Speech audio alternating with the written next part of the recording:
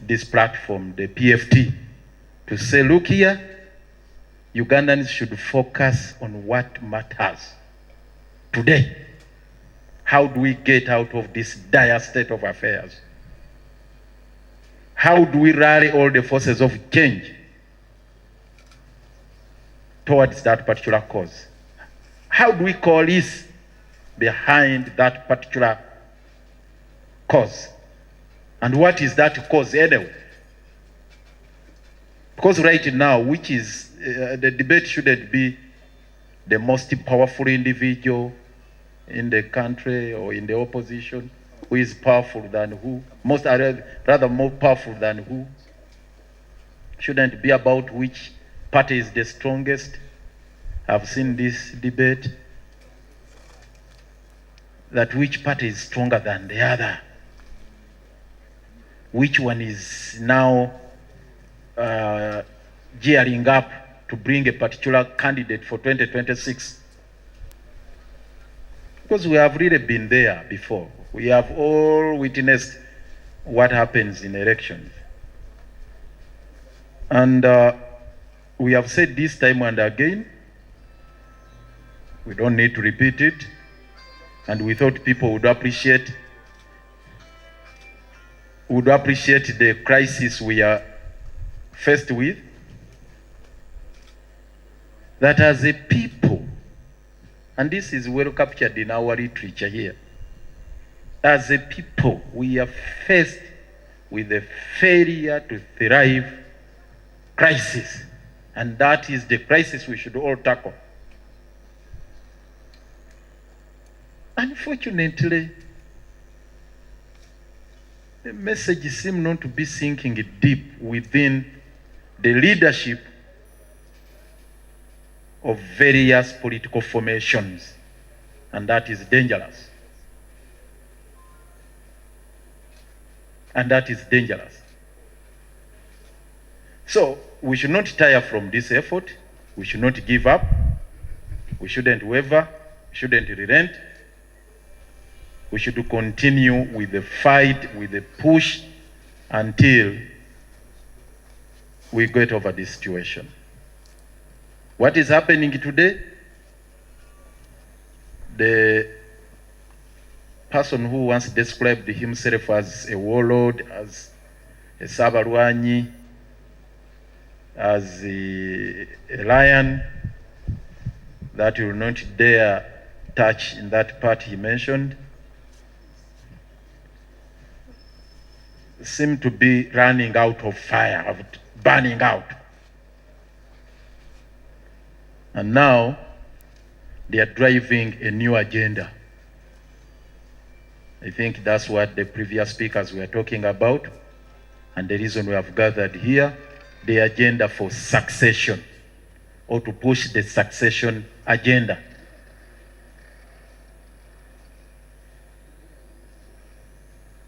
This is now the new phenomena we have, the new dimension of this entrenchment of a personal rule, the new dimension of the entrenchment of the dictatorship in this country. It's like now a snake shedding off the old skin.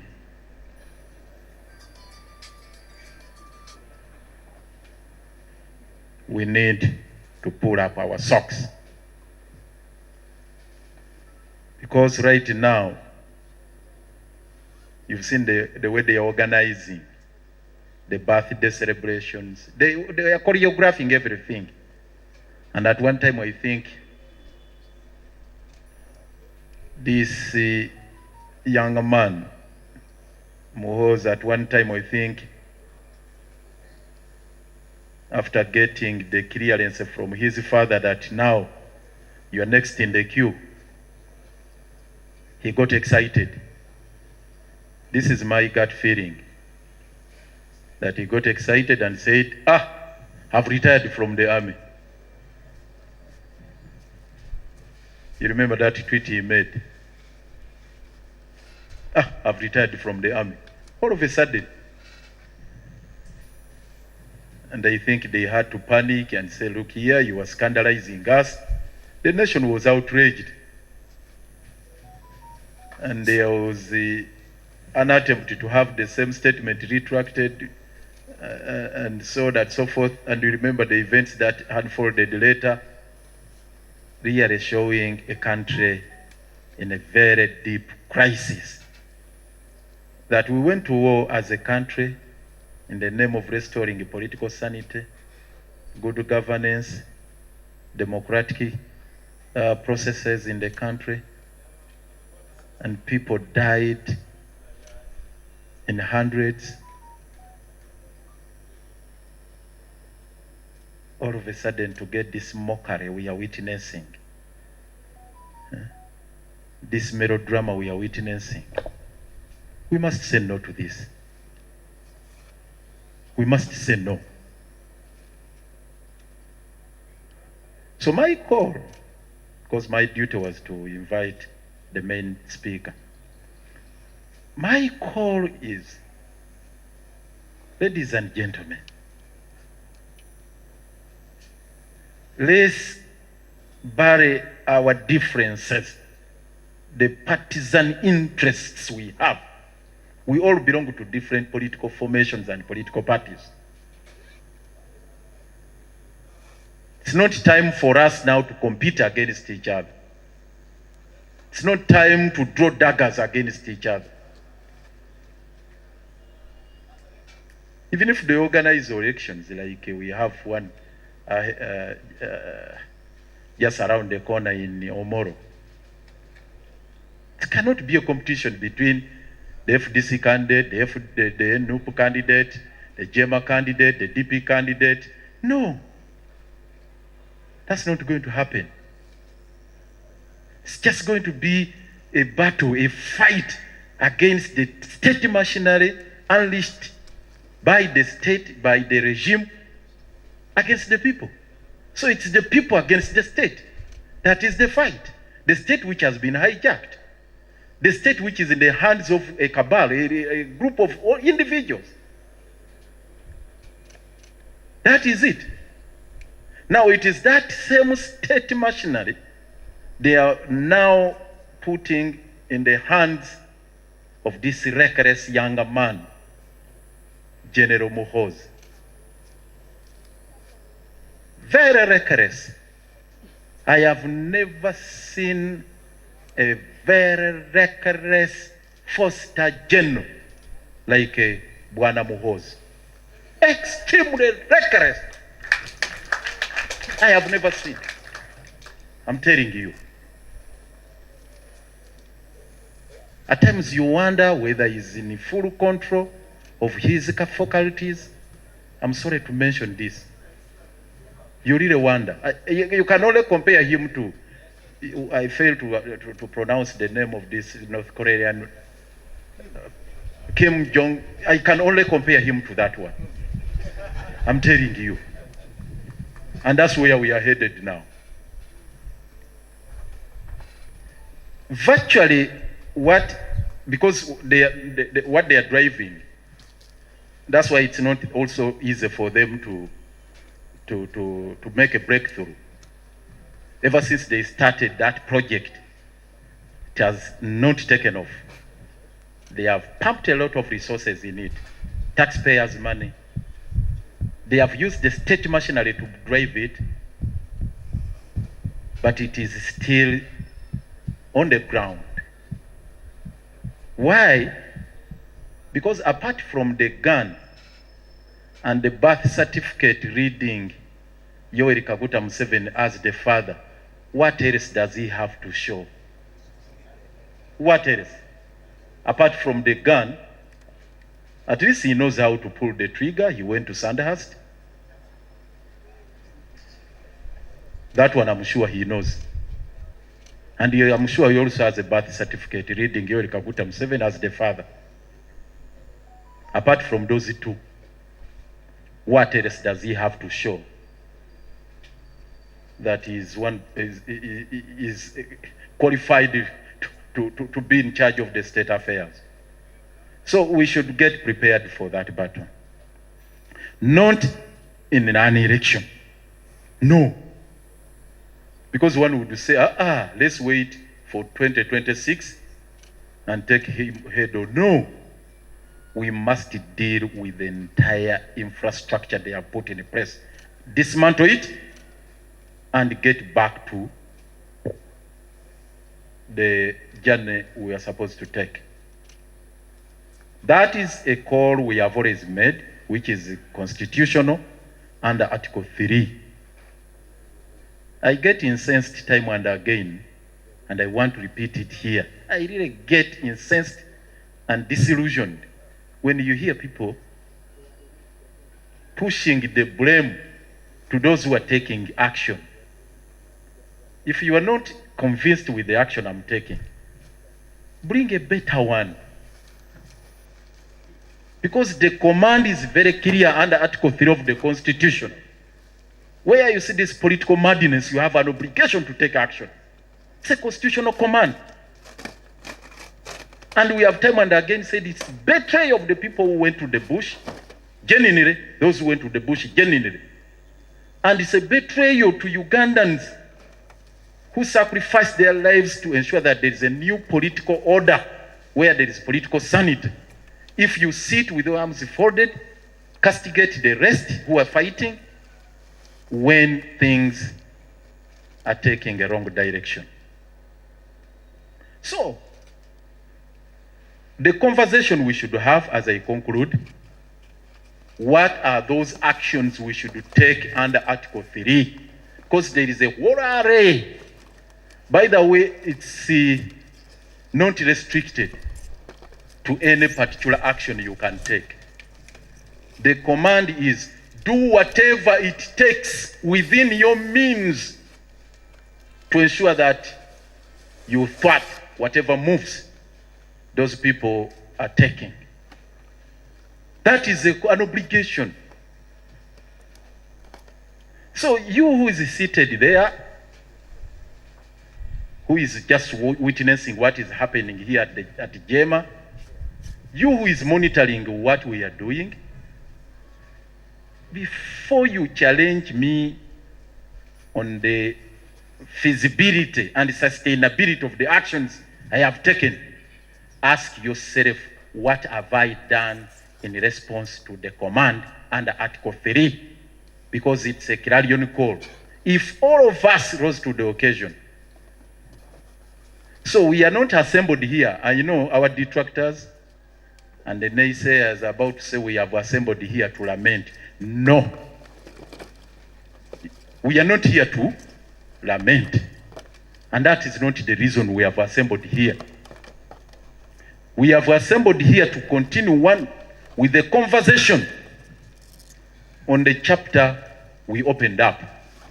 To further that conversation of a transition, that what we need to have today is a transition from military rule to a truly democratic dispensation, where there is civilian authority, where the sovereignty of the people directs the destiny of the country, where power goes back to the people. That is the conversation. And the regime in power, the cabal we have, is marshalling up all the national resources to suppress that debate. You who is out there attacking us and you claim to be part of the forces of change, if you castigate us, then you are helping the junta. Count yourself amongst the forces who are in the camp of the junta. So now the challenge we have, as I conclude, we have a force in power that is relentlessly pushing to suppress not only the debate about transition, but the transition itself. And once that happens, two things are likely to happen.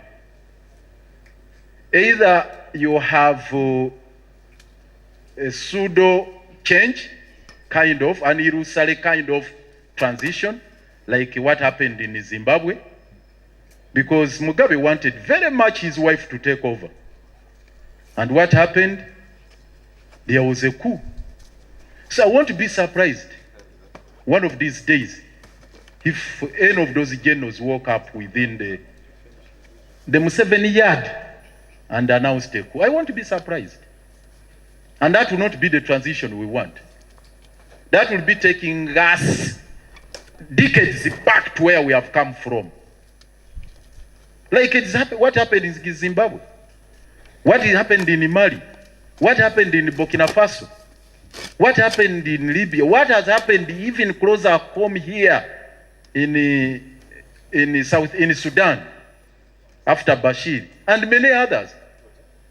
So where there is a suppressed people's transition, what you'll witness is a junta taking over from another junta. So there are warlords within the NRM. Don't think everybody is happy within the NRM circles. No. Another junta can easily emerge out of the Museveni regime.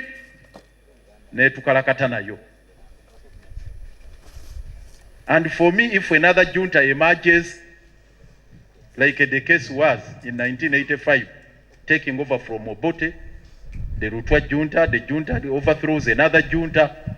Now this is the Kwagamaya, the vicious cycle we are in.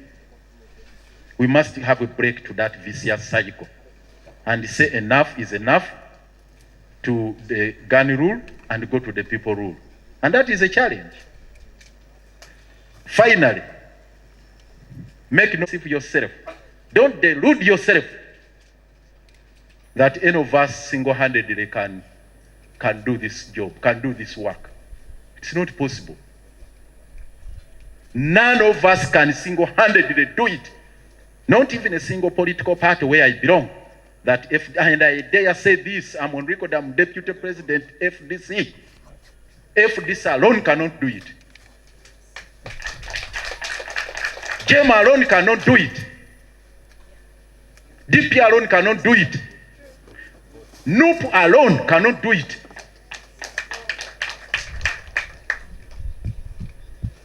Not even a single person can do it. Not because the junta is very, very strong, but the enormity of the work is beyond our respective capacities as individuals. The very reason Article 3 commanded all the 48 million Ugandans. Okay, you can leave out those who are below majority age, the minors.